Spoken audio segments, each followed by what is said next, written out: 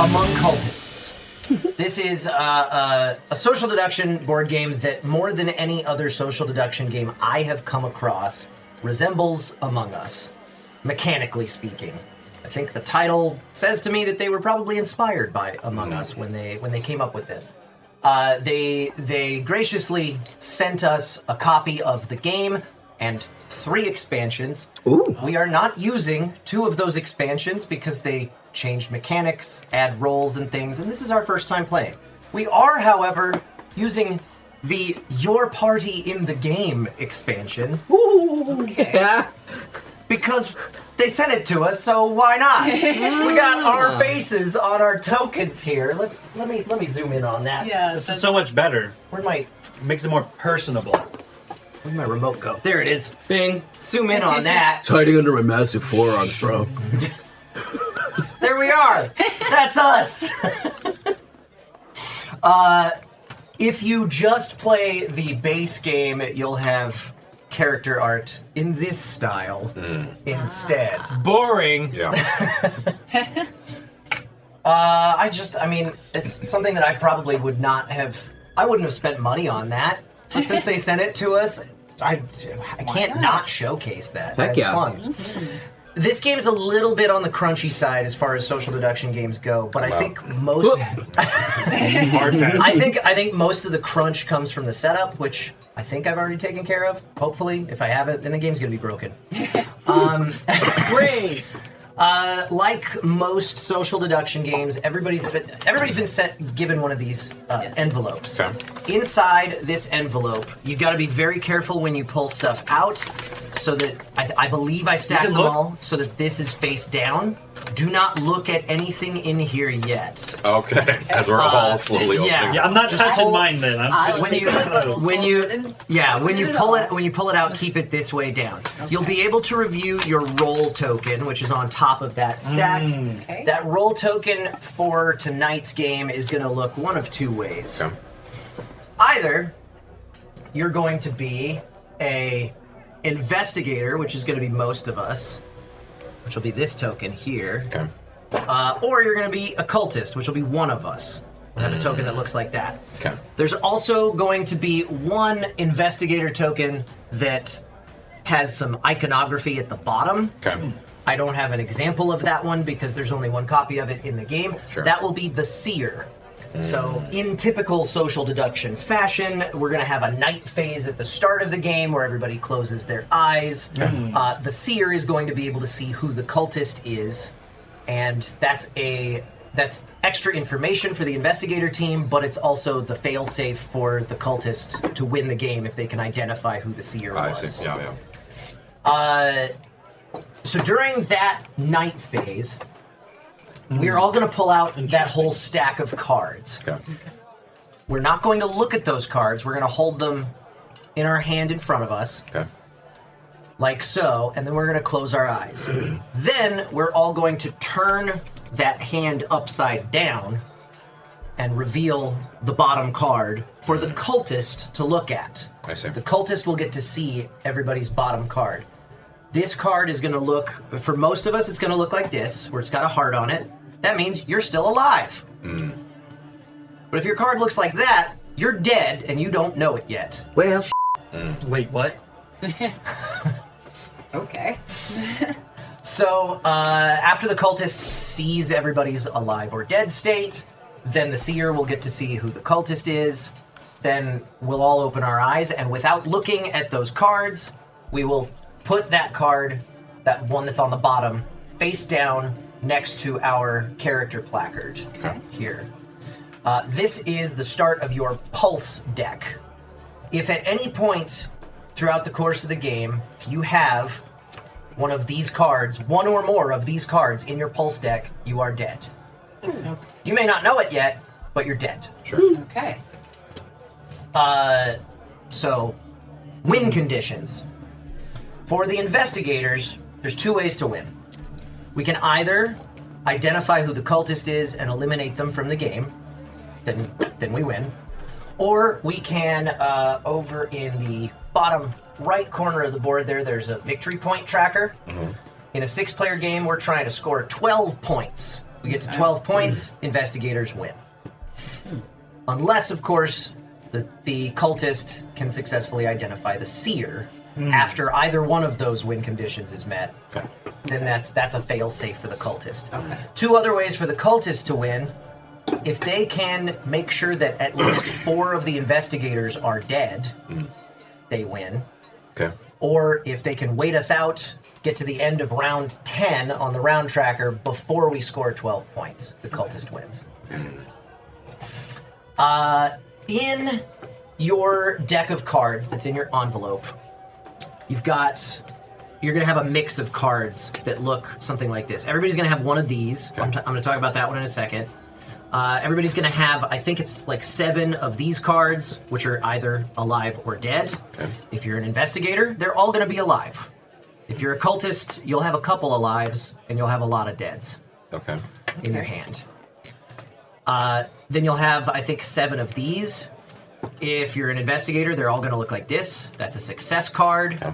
If you're a cultist, you'll also have some of these. That's a fail card, and that's a sabotage card. We're going to talk about what all those do in a second.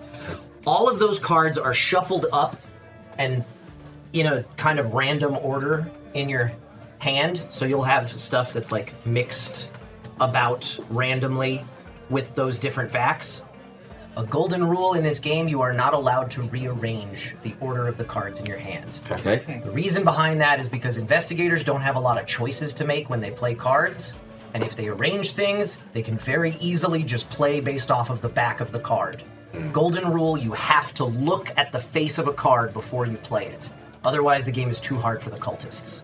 Because the cultists have decisions to make when they Okay. play cards. Sure. Also, golden rule, like most social deduction games, you can talk about anything, you can say whatever you want, tell the truth, lie, whatever. You just can't show anybody anything. I think the last core mechanic I want to go over before we get into the shape of the game is this card that's also going to be in your deck. This is the root card. If you're the cultist, you can safely ignore this card for the most part.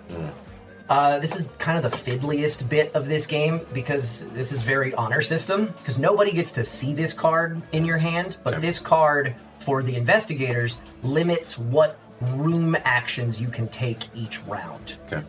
So in the first round, I can only take room actions in pink, dark blue, or the red room. Okay. The cultist will get to ignore that, Okay. but something to bear in mind in terms of gamesmanship, no room icon will repeat 2 rounds in a row on any of these cards. The shape of the game. Rulebook says that the player who gets the 2 first player tokens, yes, there are 2 of them. I don't know why they felt like they needed to do that. But Rulebook says that the person who starts the game with the first player token is the person who most recently had a nightmare. I think we'll just roll our name die Smart. so that we don't have to relive horrible things. The first player token is there's the knife that's over there in front of Laura right now. There's also that phase token that also passes with the first player. I don't know why they felt like they needed both of those, but there you go. Okay. The knife will give you some special abilities that'll come into effect later in the game. I'm going to teach what they recommend for our first play rules for our first round, and then we'll incorporate some second play rules in the second round, because I think A, we can handle it, B, I don't think we're going to have the stamina to play this more than once, and I think we will be missing out on a big portion of the game without that stuff. Sure. But we'll add that stuff in round 2. So the knife mostly is just going to indicate first player on the first round. Starting with the first player and going clockwise around the table, we will go through the movement phase first. There's 4 phases to every round. In the movement phase, you can move your character hockey puck up to 3 locations. Locations are separated by doorways. So this hallway here is connected to this room, and both of those through these. No, actually, that goes through here. Oh, you're right. Yeah. Never mind. So yeah, so there's hallways, and then rooms have the colored borders around them. So you can move up to 3 consecutive locations. You cannot end your movement turn in the same room that you started in.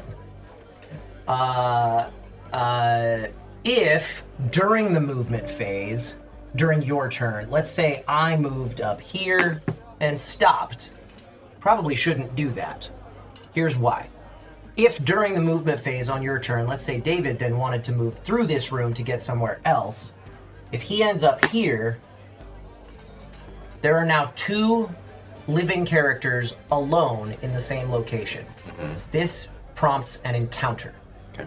During an encounter, you're going to look at the cards that are in your hand, specifically the ones that have this back, and you're going to choose one of them to play face down on top of the other player's pulse deck. This is an opportunity for cultists to secretly murder other players. That's why the cultist is the only one with the dead ones. Yes. Got it. So if you're ever alone in a location with another player, that's going to prompt an encounter. If then Eric wanted to move through this room and there's already 2 of us here, this does not prompt an encounter unless the lights are out. If the lights are out, any number of players who are all in the same location prompts an encounter for all of them. Interesting. Now, Interesting. does the encounter happen, like, does everybody move and then encounters are resolved? Or? Encounters are resolved immediately. So there would have as been an they happen. encounter. So there would have when been he an entered, encounter and there would be here. a second encounter. There would be a second if the encounter lights were here if off. the lights are off. Okay, Yeah. thanks. Also, if the lights go off during another phase, and there's people that are in this, like Yeah. you 3 would all have an encounter right then if How those does an lights. encounter work with 3 people? So, this is weird. Okay. With encounters, they specifically call attention to the fact that there are no rules dictating who passes who a card, Okay. but every person has to play 1 card, and every person has 1 card played on their pulse deck. Okay. So it's up to us to determine, all right, I'm Where going to play cards one are on going. David, David's going to play one on Eric, Eric's going to play one on me. Okay. Yeah. Okay. But it's up to us to figure that out, which Essentially, cards must be exchanged. Yes. Got it. Okay. And that's how the cultist is going to try and kill people. Investigators just want to avoid encounters as much as possible, because that's just another opportunity for the cultist to kill you. Makes sense. The more cards you have in your pulse deck, the higher the likelihood that one of them has killed you. And does it go on the top or bottom? It goes on the top, but if well, we'll talk about when they get revealed. Sure. When they get revealed, it'll be shuffled up, so you won't know. I see. I see. Which card you don't did know it. who. Yeah. Okay. Yeah. Got it. Okay, so that's the movement phase. So we'll all move up to 3 locations during the movement phase. Then we will move on to the event phase. Event phase is very simple. There are 12 tokens in this bag. They all look something. Well, they look like that on the back. They have some iconography on the front. We won't know what any of it means until we check it in the appendix in the rulebook. It'll tell us what to do. Cool. It'll potentially change how the game is played the next round. Like, it could increase or decrease our movement speed, or it could open a portal to another dimension, and we'll talk about that when we get Why to it. wouldn't it? We'll talk about that when we get to it. That okay. Okay. When the event phase is done, that token will go on to the current hour on the round tracker clock here, and then we will move on to the action phase. Action phase happens in turn order. You'll flip that phase tracker over to the other side just so that when it gets to your turn, you remember, oh, I'm not moving right now, I'm taking an action. Okay. Based on what face is showing on that token. On the action phase, you can perform up to 1 action. You can pass, not do anything, but you can only perform 1 action. There are 2 types of actions, character actions and room actions. Room actions, again, for the investigators, are limited based on which room you're in, lining up with this card that's in your hand. Character actions, let me flip that back over. Character actions can happen anywhere, regardless of your route. The only one that we need to know about for our first round of the game is to check the state of another character. Okay. If you are in the same location as another character who is also alive, both of you have to be alive, then you can pick up the cards in their pulse deck, shuffle them up without looking at them, and then review them privately. If they are all alive cards. That character's still alive. You announce as much, you put those cards back face down on the table where you got them. If any one of those cards is a dead card, that character is dead. If you are an investigator, you have no choice but to announce that character is dead, put this card face up on top of their pulse deck, flip their character placard to the ghost side, flip their character token to the ghost side, and they play the rest of the game as a ghost. Ghosts can't do as much. They can still play, they just can't do quite as much. Good. They can't do that action, in fact. They can't check to see if somebody else is alive or not. Makes sense. If you check another character's state in a room, then you will add a card to the room deck of that room from the draw So there's pile. a risk then. It's like, So yeah, there's a you check risk in somebody's checking state, but there is states. a chance a Yes. card gets Put a put. Yes. card in. Okay. That makes sense. All right. Okay. I forget, checking the state is not an encounter. That's just a thing you can. No, that's that's a character you can action. just do. Okay. Yeah. If you're a cultist and you see a dead card, first off, there's only one cultist in the game. You're gonna know if people are dead or not. Yeah. But if you see a dead card in somebody's hand as a cultist, you don't have to reveal that to everybody. You could just they're say alive. they're still alive, and keep going. So then they keep playing as alive until it's revealed that they're dead. That's check a state. Okay. Also, if you are in the red room, this is a character action, it's not a room action. If you're in this room and the power is on, you can perform the check a state action on any living character in the building through the camera. So why does the distinction between character and room action matter? Because room actions you can only perform in the room that matches, or in a room that matches the color, I one see. of the colored So icons. those are of your limited room by card. those icons, Yeah. but character actions are. Character anytime. actions can happen anytime. So I can use that anywhere. camera room anywhere. Anytime as long as the Doesn't matter. power's on. Right, got it. Yeah. Okay.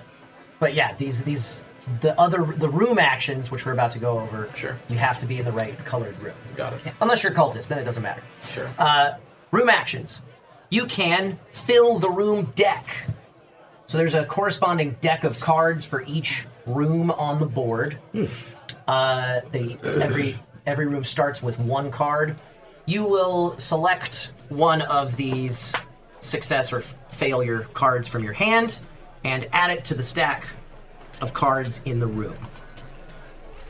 The first time one of these stacks gets to 3 cards, we're gonna flip this little X token over to the checkmark side. Some of these checkmark tokens have a little hazard icon up there. That's going to affect a mechanic that we will introduce in round 2. Sure. But once a room has a checkmark, that room has been explored. Sure. And that unlocks another room action there, which is to check the room, where you'll pick up all the cards, shuffle them up, and reveal one of them to the whole table. Okay. If it's a success, then we get to move one of those books from this room to the bookshelf down by the scoring chart. Okay. If it's a failure, has an X in the corner, nothing happens. And if it's a sabotage, where it's got an X and a -1 in the corner, then one of the books from the bookshelf goes back into the room. All right. Once a room has been emptied of all of its books, that room is cleared. We remove the token, we remove any remaining cards, set them aside without anybody looking at them. Okay. Once a shelf is completely full over there, we will score that many points on the victory point tracker. I see. And I suppose worth mentioning, there are 2 orange rooms that each have 2 books in them, 2 pink rooms that each have 2 books in them. You have to clear both of those rooms to finish either of those score tracks, but once a room is cleared, it's cleared. Sure. So sabotaging something in another room of the same color isn't going to affect that room. And there's different tracks for the 2 dark blue rooms. Just make sure you're putting the books in the right spot. So just sorry, so that I'm sure I understand for the the orange room. If there's 2 books off it and it's clear, Yeah. and then this room gets sabotaged and there's just still 2 books there. Nothing None of happens. these books go back there because that Right. one just okay. Nothing happens Got it, in that got it. case. And that'll be marked as clear then. Yes. Yeah. Yes. So we know that. Yeah, we will know that room has already been cleared. Okay. Got it. In this room specifically, you can initiate a vote as long as this token has the V side face up and you've got the appropriate route on your route card for this room. You can initiate a vote. We flip this token to this side and we start discussing. I think Dustin's a cultist. What does Fuck everybody you. else think? No, I mean, I think Yeah, etc. and so forth. For sure. We could set a timer, we probably won't. Sure. When we're done discussing, we will all close our eyes. We will point at a player that we want to eliminate. If you want to abstain, you just hold a fist out. And then we will count to 3 and open our eyes. If you have the knife, you can change your vote after opening your eyes. Okay. If any one person got a simple majority, meaning no ties, if there's a tie, nothing happens. If there are more abstentions or an equal number of abstentions, as there are fingers pointed at Dustin, he doesn't die. But if there's a simple majority on one person, that person immediately becomes a ghost. If they were the cultist, endgame. If they weren't, we keep going and we've... So the cultist would just say Yeah. at that point, I'm Yeah. the cultist. Yeah, reveal it. exactly. Yeah, okay, got it. and then they try to Guess the seer. identify who the seer was. So basically, we know then if someone gets voted and the game continues that they were not. That they were not a There's cultist. no way that can be tricked. Or, The only way, like, that would be different if there were more cultists in the game, but Right. we've only got one cultist Got in a it. 6-player game. Sure. And then in the red room, if you have the right icon on your card and the power is out, you can use your room action to restore the power. The right icon on your card being The that you red. can take a room Yeah, action. you can on take that a room turn. action Okay. in that room. It's a room action to turn the power. To turn the power back on. It's a room action. And I think that covers all the room actions that matter in the first round, since we're not incorporating the extra stuff. Then we go on to the cleanup phase. During the cleanup phase, first off, if the cultist believes that they have successfully gotten at least one of these cards into at least 4 of the investigator's pulse decks, they can announce, I win. And then we'll check and see if they're right or not. Okay. Either way, the game's over at that point. If they don't do that, then we will flip this token back over to the V side if it got So that's used. the only way the cultists can win by killing, because they have to. No, say they can it. guess the seer. They Oh, can guess the seer. They No, can, I know that. Yeah, I'm yes, talking about they can. by Yeah, they have to. murdering. Yes, they have to declare victory on murders. Are there ways to remove these cards? No.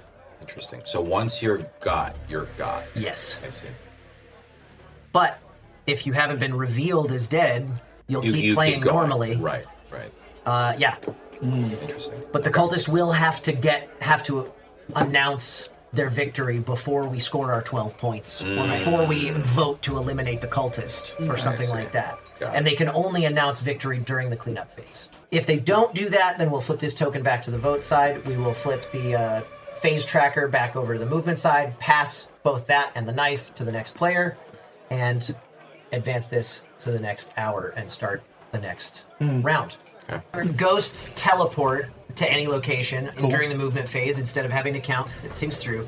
They do not count towards encounters. So Cool. if you're alone in a room with just a ghost, no encounter happens. If someone else enters that room, an encounter happens between the 2 living people. The ghost doesn't count towards encounters. Ghosts cannot perform character actions. They can only perform room actions. And the only room actions they can perform are fill the room deck and check the room. Cool. But they still get a vote if someone else initiates a vote. I believe those are the basics. Let's go over some additional mechanics. Okay. One of these tokens has a hazard icon on it, okay. and it's revealed. We are going to shuffle up the cards in the Unsafe Passage deck and reveal one of them. Okay. If it is a success, nothing happens. If it's a fail, then we're going to reveal one of these cultist tokens and set it in that room. Okay. Each one of these cultist tokens belongs to one of 3 rooms. I think they're the big ones. Or wait. Oh, I think they're these 3 rooms. If there's a cultist token in a room, you cannot perform any room actions in that room. But there are new character actions available. If you are in a hallway, you can perform the secure passageway action and add one of your cards to the Unsafe Passage deck. When cards are revealed from the Unsafe Passage deck, they are not removed from it. They're just shuffled back in. Okay, so you're just making the odds better. Yes. Got it. For one side or the other. Because the cultist could be throwing in fails. And sorry, I think I blanked out. So the cultists, when those are in the room, you can't do actions. You can't do room actions. Room actions, got it. In a room with a cultist. Got it. You can, however, perform a character action in that room to kill that cultist. What? Get him out of the way. Okay. If... Oh, actually, I think it's on the Sabotage card. Yes, on the Sabotage card in the Unsafe Passage deck, we pull out the Fishman. Or if all of the cultists are already out or dead, then we pull out the Fishman. The Fishman will go into this passageway. No one can go into this passage if the Fishman is there, unless you have the knife. Okay. If you have the knife, you have a new character action, which is Scare the Fishman. Okay. If you're in that hallway with the knife and the Fishman, you can scare him back into the lake. Got it. Okay. Interesting. Well, could he come out again then? Yes. Okay, that's why we scared. Yes. And then, sorry, the thing to add cards to that, was that a room action or a That is character a character action when you're in a hallway instead of in a room. You can do a secure hallway action where you can put add cards to that deck. I think that's everything. Hey, thanks for checking out BNB Tabletop, the home of the Board and Barrel, a live show every Sunday night at 5 p.m. Pacific where me and my buddies play board games. If you haven't seen it, you're missing out. We like to keep things interactive with our Buff and Nerf house rules that allow you to influence the course of the game, and virtual bingo cards that could win you a free board game of your own. So do us a favor, do yourself a favor. Hit that like button, hit that subscribe button, and ding that notification bell. Thanks again for stopping by. We'll see you Sunday night.